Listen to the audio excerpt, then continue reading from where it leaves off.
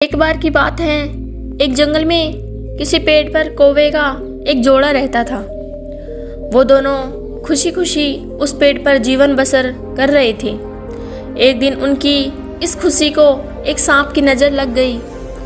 जिस पेड़ पर कौवे का घोंसला था, उसी पेड़ के नीचे बिल में सांप रहने लगा था।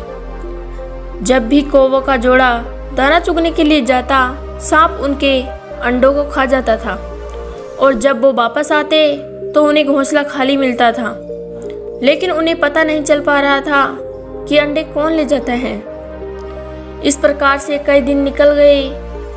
एक दिन कौवे का जोड़ा दाना चुगकर जल्दी आ गया तो उन्होंने देखा कि उनके अंडों को बिल में रहने वाले एक सांप खा रहा था। इसके बाद उन्होंने पेड़ पर किसी ऊंचे स्थान पर छुपकर अपना घोंसला बना लिया।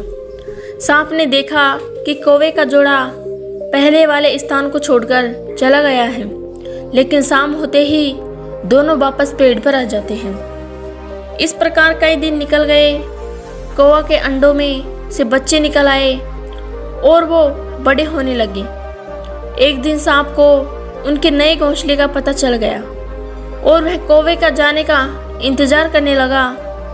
जैसे कौवे घोंसला को छोड़कर गया, सांप उनके घोंसलों की ओर बढ़ने लगा। लेकिन किसी कारण से कौवों का जोड़ा वापस पेड़ की ओर लौटने लगा। उन्होंने दूर से ही सांप को उनके घोंसले की ओर जाता देख लिया और जल्दी से वहां पहुंचकर अपने बच्चों को पेड़ की ओट में छुपा दिया।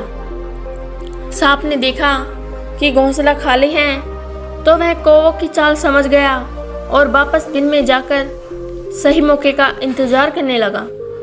इसी बीच कौवे ने सांप से पीछा छुड़ाने के लिए एक योजना बनाई। कौवा उड़कर जंगल से बाहर बने एक राज्य में चला गया। वहाँ एक सुंदर महल था। महल में राजकुमारी अपनी सहेलियों के साथ खेल रही थी। कौवा उसके गले में से मोतियों का हार लेकर उड़ गया। तभी शोर मचाया तो पहरेदार हार लेने के लिए कौवे का पीछा करने लगे। कौवे ने जंगल में पहुंचकर हार को सांप के बिल में डाल दिया, जिसे पीछे कर रहे सैनिकों ने देख लिया। जैसे ही सैनिकों ने हार निकालने के लिए बिल में हाथ डाला तो सांप फुफकारता हुआ बाहर निकल आया। सांप को देखकर सैनिकों ने तलवार से उस पर हमला कर दिया, जिससे सांप घायल हो गया और अपनी जान बचाकर वहां से भाग गया। सांप के जाने के बाद कौवा अपने परिवार के साथ खुशी खुशी रहने लगा।